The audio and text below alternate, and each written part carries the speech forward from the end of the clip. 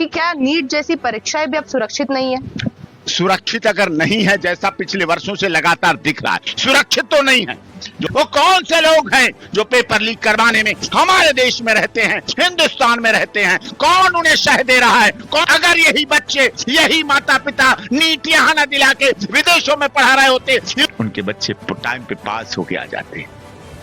उन बच्चों के माता पिता जो माए हैं, अपने हाथों के सुहाग की निशानी सोने के कड़ों को बेच देती हैं। सरकार फेल है, केंद्र सरकार फेल है, मानव संसाधन मंत्रालय फेल है, शिक्षा मंत्रालय फेल है। तो केवल 23 लाख तो आपने वो आंकड़े बताए जिन्होंने परीक्षा दी। एक पास होने की बात छोड़िए, वह रिजल्ट ही नहीं आएगा क्योंकि पेपर लीक होने की घोषणा आ जाती है। ऐसा दंड हो, लोगों को दिखे। ये था नीट की परीक्षा का पेपर लीक करने वाला सबसे बड़ा कुख्यात दुर्दांत आतंकवादी। 3 मई को आयोजित नीट की परीक्षा जब चर्चा में आई, ये कहा गया कि पेपर लीक कर दिया गया है, तो उसके बाद से जो है कहीं ना कहीं ये कहा गया कि पेपर जो है अब दोबारा किया जाएगा। इसको लेकर एनटीए द्वारा काफी बड़े सवाल जो है उठाए गए थे। इसी को लेकर हमारे साथ खास बातचीत करने के लिए एडवोकेट एपी सिंह मौजूद है। सर, इस पूरे मामले को आप किस तरह देख रहे हैं? आज विपक्ष ने तमाम हमला किया और कि तमाम जितने भी युवा वर्ग थे वो लोगों ने प्रदर्शन भी किया। देखिए, केवल बात ये प्रदर्शन की नहीं है, केवल विपक्ष इस मुद्दे में राजनीति करे इससे भी नहीं है। छात्र, नीट की परीक्षा, हमारे देश के विद्यार्थी राजनीति से बहुत ऊपर हैं। जो छात्र राजनीति में आएंगे बात की बात है, पहले तो वो भी छात्र हैं, अपने माता पिता के लाडले हैं। एक पेपर लीक की बात बड़ी आसानी से सरकार हल्के में कह देती, पेपर लीक हो गया, फीस नहीं जमा करनी पड़ेगी, दोबारा एग्जाम होंगे। लेकिन इस स्थिति तक पहुंचने तक उन बच्चों के माता पिता जो माए हैं, अपने हाथों के सुहाग की निशानी सोने के कड़ों को बेच देती हैं, चूड़ियों को बेच देती हैं, मंगलसूत्र जो उनके सुहाग की निशानी रहा है उसे बेच देती हैं कि मेरा बेटा पढ़ जाए, मेरी बेटी पढ़ जाए, पास हो जाए। कोचिंग के लिए हाथों की चूड़ियां, गले का मंगलसूत्र, पैरों के पाजेब, सब कुछ बेच के पिता भूखा रहता है, प्यासा रहता है, खुद भूखा रहता है, खुद सूखी रोटी चटनी से खाता है, बच्चे को कोचिंग के लिए देसी घी भेजता है, पढ़ ले, उसकी कोचिंग की फीस देते हैं, कमरा देते हैं, अच्छी सुविधाएं देते हैं, पढ़े लिखे बड़े, देश के लिए काम आए, राष्ट्र के लिए काम आए, हिंदुस्तान के लिए काम आए। ये उनकी गलती है क्या? अगर यही बच्चे, यही माता पिता नीट यहाँ न दिला के विदेशों में पढ़ा रहे होते, यूक्रेन पढ़ा रहे होते, रूस पढ़ा रहे होते, अमेरिका पढ़ा रहे होते, ब्रिटिश पढ़ा रहे होते, उनके बच्चे टाइम पे पास होके आ जाते। लेकिन उससे ब्रेन ड्रेन होता, उससे इकोनॉमी ड्रेन होती, हमारे यहाँ के बच्चे बाहर पढ़ने जाते तो मनी ड्रेन होता, जाती बाहर। माता पिता का धन आज सब जानते हैं, बैंकों में रखी एफडीआर नहीं है, बच्चे होते हैं। और आज 8, 10, 12 बच्चे का समय खत्म हो गया। 1 और 2 बच्चों में माता पिता की दुनिया से बट गई। उन्हें 1-2 बच्चों के भविष्य से उनके माता पिता का भविष्य जुड़ा होता है। बच्चा रो नहीं सकता, बच्चा रोएगा तो माता पिता को देखता है, माता पिता रोएंगे तो बच्चे को देखते हैं। अंदर अंदर घुटते रहते हैं, घुटते रहते हैं, घुटते रहते हैं और लोग उस पर राजनीति करते रहते हैं।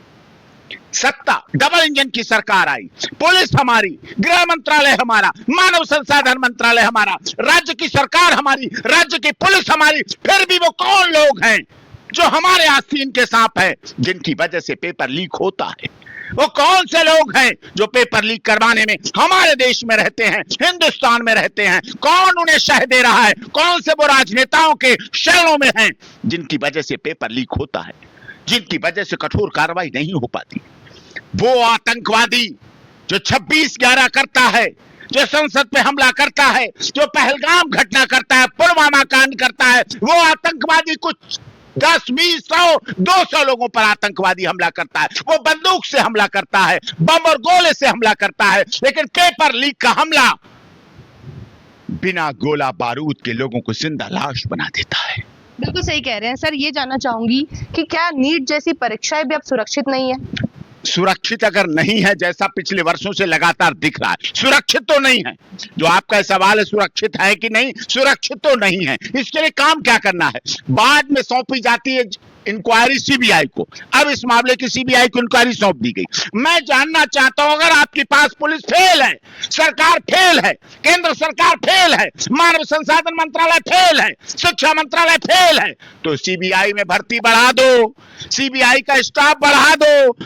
सारी परीक्षा शुरुआत से लेकर, पेपर छपने से लेकर, एंट्रेंस एग्जाम से लेकर, फॉर्म से लेकर, सेंटर से लेकर, एग्जामिनेशन से लेकर, रिजल्ट तक सीबीआई को ही सौंप दो, सीबीआई को ही मान लो, सीबीआई को बच्चों के भविष्य के लिए लगा दो। बच्चे शिक्षार्थ आए, सेवार्थ जाएं, बच्चे शिक्षार्थ भर्ती होते हैं लेकिन निराशार्थ होके जाते हैं, निराशार्थ होके उन्हें घोषित कर दिया जाता है पेपर लीक हो गया। फिर कुछ लोग पकड़े जाएंगे, फिर कुछ लोगों पे मुकदमा चलेगा, फिर कुछ लोग सुर्खियां बनेंगे, फिर कुछ लोगों की बेल होती चली जाएगी, फिर वो धंधे में शामिल हो जाएंगे, फिर वो धंधे में करने लगेंगे। और इसके इन मामलों में बहुत से लंबे हाथ हैं, कानून के लंबे हाथ, जो कहे जाते हैं, जो बोले जाते हैं, जो सिखाए जाते हैं, वो दिखाए जाते हैं। आज वो कानून के लंबे हाथ क्यों उनमें फालिश लग गई, क्यों पैरालाइज हो गया उन कानून के लंबे हाथों में, क्यों अपाहिज हो गए हैं वो कानून के लंबे हाथ? पेपर लीक होने से पहले ऐसे लोगों को क्यों नहीं दबोच लेते हैं, क्यों नहीं पकड़ लेते हैं, क्यों नहीं गिरफ्तार होते हैं, क्यों नहीं उनकी कैपिटल पनिशमेंट की मांग सड़कों पे उठती है, क्यों नहीं कैंडल मार्च होता है, क्यों नहीं आंदोलन होते हैं, क्यों नहीं धरना प्रदर्शन होता है, क्यों ऐसे दोषियों को राजनीतिक संरक्षण दिया जाता है?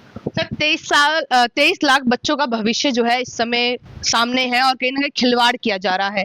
कहीं ना कहीं हमारा युवा वर्ग जो है, हर परिवार का बच्चा ये सोचता है कि हम लोग प्रयास करेंगे, हमारे साल भर की मेहनत रहती है और काफी वर्षों से जो है ये लोग मेहनत करते हैं, लाइब्रेरी में जाते हैं, दिन रात पढ़ते हैं। अब इस तरह का मामला जो है लगातार होता जा रहा है। काफी समय से हम देख रहे हैं कि युवा जो है इन चीजों से जूझ रहा है। क्या लग रहा है कि जो बच्चों का भविष्य है वो किस ओर जा रहा है? केवल 23 लाख तो आपने वो आंकड़े बताए जिन्होंने परीक्षा दी।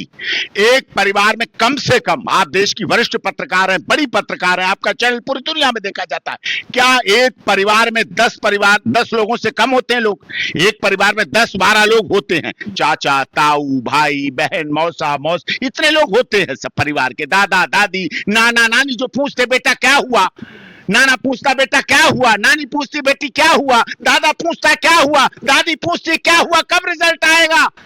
वो मन्नतें मांगते रहते हैं मंदिर, मस्जिद, गुरुद्वारे, गिरजाघर में कि मेरा नाती, मेरा पोता, मेरा बेटा, मेरा भाई, मेरा भतीजा, मेरा बहनोई कि बच्चे, मेरा भांजा, मेरा साला पास हो जाए। वह पास होने की बात छोड़िए, वह रिजल्ट ही नहीं आएगा क्योंकि पेपर लीक होने की घोषणा आ जाती है।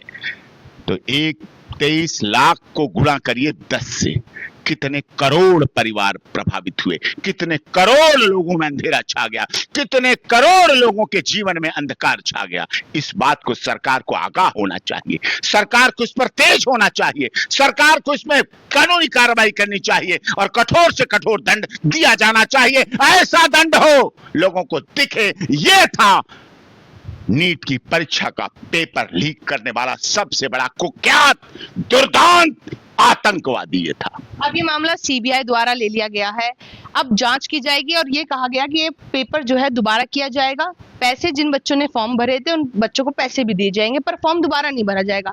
इस पूरे प्रकरण को पहले किस तरह देख रहे हैं? जब पहले अलग अलग मुद्दे उठ रहे थे पेपर लीक के बारे में, अब ये फिर से नीट जैसा इतना बड़ा इम्तिहान जिसके लिए बच्चा जो है मेहनत करता है, कुछ समय चीजें और छोड़कर सिर्फ पढ़ाई पे फोकस करता है, क्योंकि आज लोग प्राइवेट सेक्टर की तरफ कम, अब गवर्नमेंट सेक्टर की तरफ ज्यादा जा रहे हैं।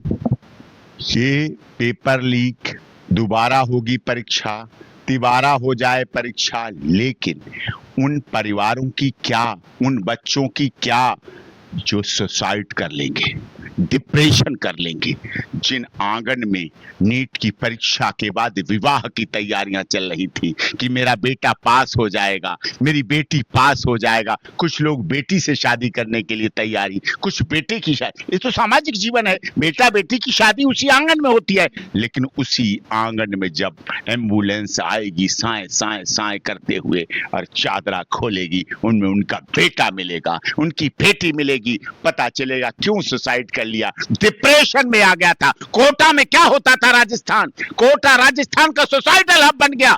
क्या कारण था कि जिन आंगन से सहनाई बजने थी उन हाथों में लाश होगी, अंतिम संस्कार होगा। ये भावनाएं कौन देखेगा, कौन पता करेगा, कौन इन भावनाओं से जूझेगा? इस पर गंभीरता से सरकार को काम करना चाहिए। दोबारा परीक्षाएं हों तो दोबारा के बाद जो मर गया उसको नहीं रो रही। पुरानी कहावत है, जो मर गया उसको नहीं रोते हैं लोग। मौत घर देख गई, एक बार नहीं हुआ, दो बार नहीं हुआ, ऐसा हर बार हो जाता है परीक्षाओं में। केवल नीट की नहीं, कभी एमबीबीएस, कभी और, कभी सीपीएमटी की, कभी पीसीएस की, कभी किसी परीक्षा की, लगातार फार्म भरे जाते हैं, लगातार लोग उत्साह के साथ भाग लेते हैं और लगातार पेपर लीक का धंधा पूरे जोरों से चल रहा है।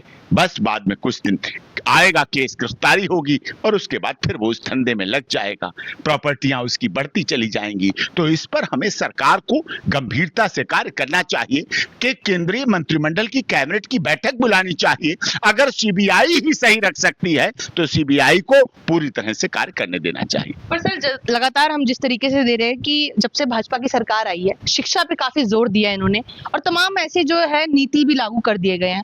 पर जब इनकी सरकार केंद्र में भी है और दिल्ली जैसे राज्यों में भी शामिल है, क्या लग रहा है कि कहां विफल हो रही है अब सरकार? देखिए, सरकार डबल इंजन ट्रिपल इंजन की सरकार बन गई। मोदी जी नहीं चाहते उनके देश के बच्चों का भविष्य खराब हो, उनके देश पर बट्टा लगे, उनके देश की बदनामी हो।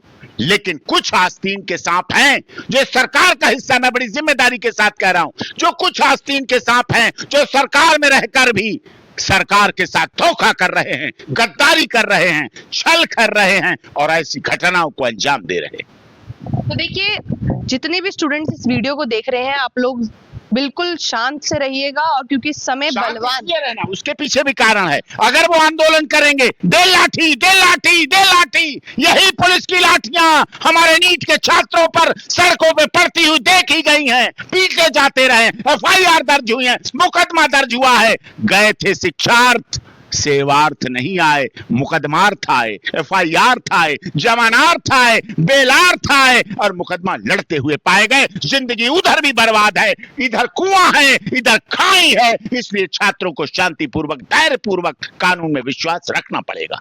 तो देखिए, अब देखते हैं कि सरकार अब अगला कदम क्या लेती है, क्योंकि तमाम छात्रों के भविष्य का सवाल है। जिस तरीके से तमाम माता पिता अपना एक एक पैसा जोड़कर ये तमाम बच्चों को पढ़ाने के प्रयास लगातार रहता है और बच्चों की जो स्थिति है, ये हर कोई जानता है कि सोशल मीडिया पे किस तरह का वीडियो हम देखते हैं। कोई बच्चे डिप्रेशन में चले जाते हैं, कोई सुसाइड कर लेते हैं। पर आप एक स्टूडेंट हैं, आप अपने परिवार के लाडले लाडली दोनों होंगे, पर कहीं ना कहीं आपको तमाम चीजों पर नियंत्रण रखना होगा। और